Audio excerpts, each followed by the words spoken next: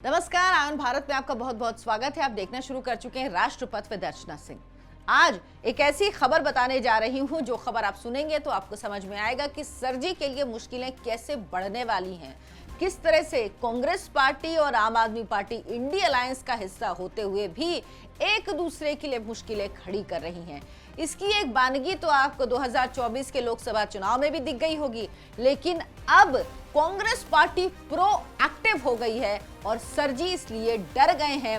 सरजी सोच रहे हैं कि इस बार तो कुछ ना कुछ गड़बड़ जरूर होगा, क्योंकि दिल्ली की जनता को 10 साल तक तो मैंने मूर्ख बना लिया, लेकिन अब दिल्ली की जनता मूर्ख बनने को तैयार नहीं है।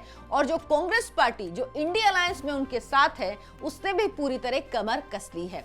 पूरी खबर आपको बताऊंगी, लेकिन आपसे गुजारिश है कि आप हमारे चैनल आयन भारत को सब्सक्राइब जरूर कर लीजिए। ज्यादातर लोग जो वीडियो देखते हैं वो सब्सक्राइब नहीं करते। आपके एक सब्सक्रिप्शन से हमें बहुत मदद मिलती है, इसीलिए गुजारिश है कि इस चैनल को सब्सक्राइब जरूर कीजिए। बात करते हैं सरजी की अब आगे।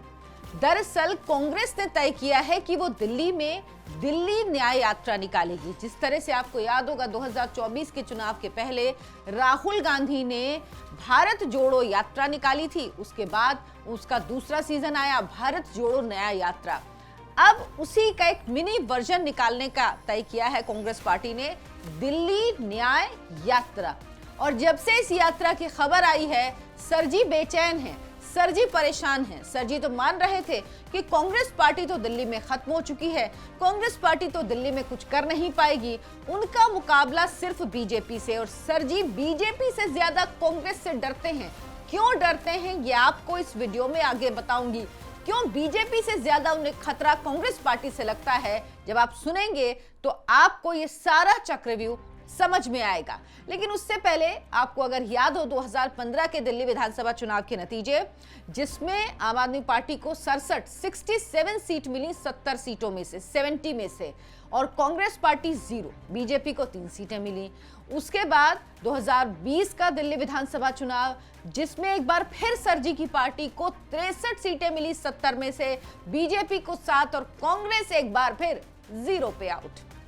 और तो और कांग्रेस पार्टी के 63 उम्मीदवारों की जमानत तक जब्त हो गई थी 2020 में। मतलब सरजी के 5 साल राज करने के बावजूद भी कांग्रेस रिवाइव नहीं कर पाई थी। रिवाइव तो छोड़िए, कांग्रेस के पास ब्रीथ करने के लिए भी स्पेस नहीं बचा था। इतनी बुरी गत हो गई थी कांग्रेस पार्टी की। और तो और 63 उम्मीदवारों की जमानत जब्त हुई, साथ में वोट परसेंटेज भी कम हो गया था। अब कांग्रेस पार्टी परेशान है। अब कांग्रेस पार्टी चाहती है कि एक बार फिर से वो दिल्ली में रिवाइव करे, और इसके लिए तैयारी पूरी तरह से कर ली गई है। दिल्ली न्याय यात्रा दिल्ली में निकाली जाएगी, जो सभी दिल्ली की जो 70 विधानसभा सीटें हैं उनसे होकर गुजरेगी। 360 किलोमीटर की दूरी तय की जाएगी। आपको याद होगा अरविंद केजरीवाल भी एक यात्रा निकाल रहे हैं, आम आदमी पार्टी भी एक यात्रा निकाल रही है। हर एक विधानसभा में जा रहे हैं, जिसका नाम है, कार्यक्रम का नाम है आपका विधायक आपके द्वार, यानी हर विधायक हर विधानसभा सीट पर जा रहा है।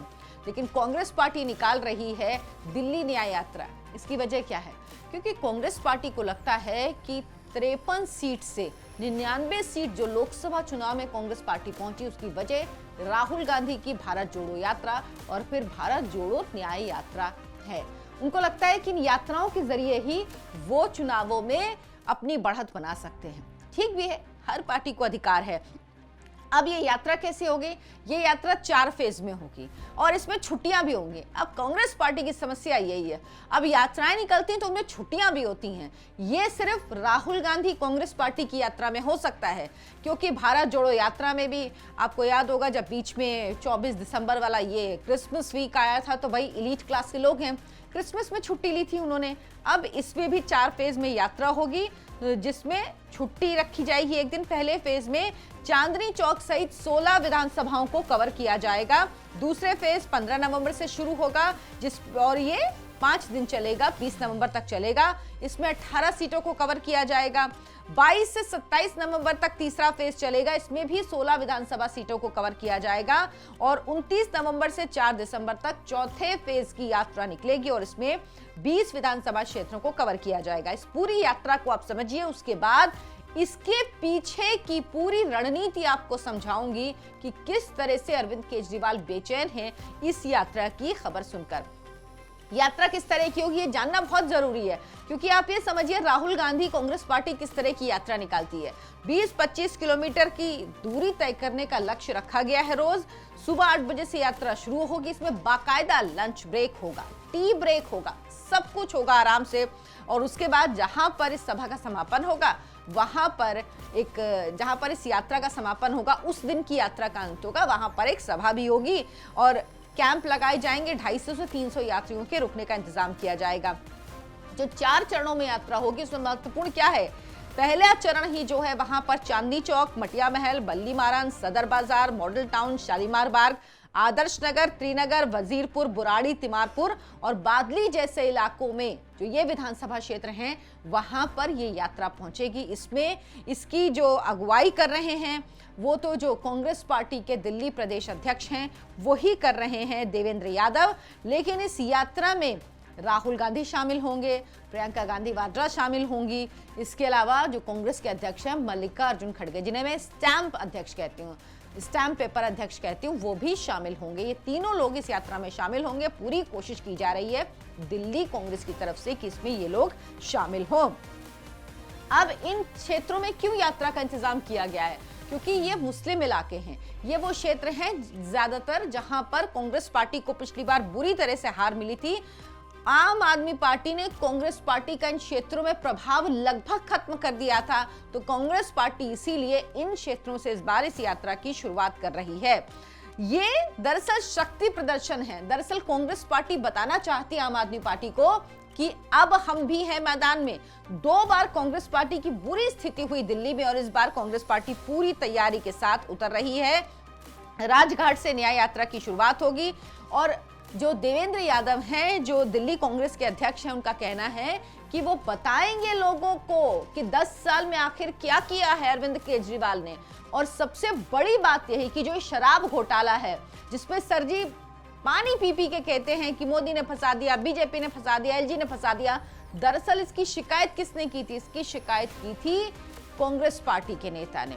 शीश महल की शिकायत किसने की थी? कांग्रेस पार्टी के नेता ने।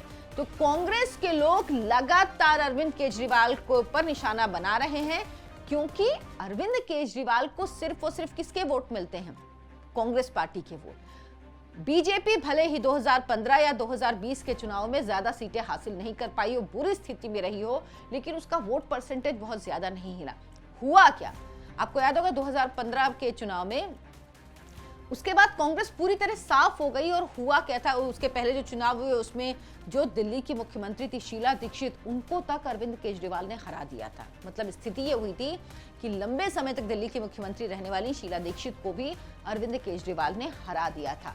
लेकिन अरविंद केजरीवाल ने जो एक झूठ का एक पूरा मजमा बनाया हुआ था, एक झूठ की जो दीवार खड़ी की हुई थी, वो अब गिर गई है। 10 साल के शासन के बाद, तकरीबन 11 साल का शासन आम आदमी पार्टी का, उसके बाद अब लोगों को समझ में आ गया कि इनकी सच्चाई क्या है, ये कितना झूठ बोलते हैं। और आम आदमी पार्टी जहां भी बढ़ी है वहां सिर्फ और सिर्फ कांग्रेस का वोट लेके बढ़ी है। दिल्ली में जिस तरह से मैंने बताया कि बीजेपी को वोटों का कोई बहुत नुकसान नहीं हुआ, सीटों में कन्वर्ट नहीं हुआ, लेकिन वोट का बहुत नुकसान नहीं हुआ। दरअसल जो वोट मिले आम आदमी पार्टी को वो कांग्रेस पार्टी के वोट हैं। जहां पर भी आम आदमी पार्टी बढ़ी है वहां सिर्फ और सिर्फ कांग्रेस पार्टी के वोट लेके बढ़ी है। दिल्ली में देखिए कांग्रेस साफ हो गई जब आम आदमी पार्टी आई। पंजाब में किसकी सरकार थी? बीजेपी के तो कोई स्टेक ही नहीं, वहां पर कांग्रेस की सरकार थी। चन्नी को मुख्यमंत्री बनाया था अमरिंदर सिंह को हटा के, लेकिन उसके बावजूद भी कांग्रेस वहां से साफ हो गई और आम आदमी पार्टी की सरकार बनी। सबसे अच्छा एग्जाम्पल आपको गुजरात का मिलेगा। गुजरात जहां पर बुरी से बुरी स्थिति में भी कांग्रेस पार्टी 40% वोट हासिल कर लेती थी, वहां जब पिछले चुनाव में मुझे जहां तक याद है 2022 में विधानसभा के चुनाव हुए थे गुजरात में, उसमें आम आदमी पार्टी को 13% वोट मिला और कांग्रेस को 27% वोट मिला। जो कांग्रेस 40% वोट पे रहती थी वो 27% पे आ गई, क्योंकि 6 से 7 सीटें आम आदमी पार्टी को गुजरात में मिली थी। और ये जो वोट 13% था, ये कहां से? कांग्रेस का वोट ही कट कर आया। इसीलिए कांग्रेस के कहीं भी रीजनल के जो नेता हैं, जो क्षेत्रीय नेता हैं, जो प्रदेश अध्यक्ष हैं, जो वहां के नेता रहते हैं, वो कभी नहीं चाहते हैं कि इसी तरह से आम आदमी पार्टी के साथ कोई भी गठबंधन किया जाए। और महाराष्ट्र में अब साफ कर दिया है कि मुझे नहीं लगता कोई सीटें दी जाएंगी, अभी तक कोई बात नहीं हुई है। और दूसरी बात, अब तो वहाँ पर नॉमिनेशन हो चुके हैं, टिकट फाइल हो चुके हैं, अब तो नॉमिनेशन फाइल हो चुका है, तो कोई मतलब ही नहीं बनता, सिर्फ नाम का ये गठबंधन रह गया है। कहीं पे हरियाणा में आम आदमी पार्टी को एक सीट नहीं दी कांग्रेस पार्टी ने, आम आदमी पार्टी कहती रह गई, क्योंकि वहां के नेता जानते हैं प्रदेश का जो नेतृत्व है कांग्रेस का, वो कभी इस बात के लिए राजी नहीं होता। राहुल गांधी भले ही इस बात के लिए, पहले वो भी आम आदमी पार्टी के अरविंद केजरीवाल को बिल्कुल पसंद नहीं करते थे, लेकिन उनको लगा कि अगर बीजेपी से पीछा छुड़ाना है, अगर मोदी को हटाना है, तो उसके लिए आम आदमी पार्टी को साथ लेना होगा। दिल्ली में उन्होंने देखा, लोकसभा चुनाव में 4 पे आम आदमी पार्टी लड़ी, 3 पे कांग्रेस लड़ी, सीटें मिली 0, सारी 7 सीटें बीजेपी ले गई। जब दोनों अलग लड़े थे 2019 में, तब भी यही हुआ था, बीजेपी को 7 सीटें मिली थी। 2014 में जब अलग अलग लड़े थे कांग्रेस और आम आदमी पार्टी, तब भी सारी सीटें बीजेपी ले गई थी। और इस बार 7 लड़ने के बावजूद भी सारी सीटें बीजेपी ले गई, यानी कोई फायदा नहीं हुआ। तो कांग्रेस पार्टी ये जान चुकी है और दिल्ली में कांग्रेस पार्टी वापस अपनी जड़ें जमाना चाहती है, इसीलिए वो लगातार आम आदमी पार्टी पर हमले कर रही है। लगातार दिल्ली के जो नेता हैं वो अरविंद केजरीवाल पर हमले कर रहे हैं। यहाँ तक कि जब ऐसा भी हुआ कि जब सेंट्रल लीडरशिप ने, जब राहुल गांधी ने कहा कि हम साथ में चुनाव लड़ेंगे लोकसभा के, तब भी जो कार्यकर्ता थे वो साथ में नहीं आए, जो दिल्ली के नेता थे वो साथ में नहीं आए आम आदमी पार्टी के, क्योंकि उनको पता है कि भाई हमारे ही वोट लेके ये बने हैं, हम अपना वोट इनको कैसे दे दें, हम कैसे अब इनके लिए कैंपेन कर लें। तो अब जो दिल्ली न्याय यात्रा कांग्रेस पार्टी निकाल रही, उससे अरविंद केजरीवाल बेचैन हैं।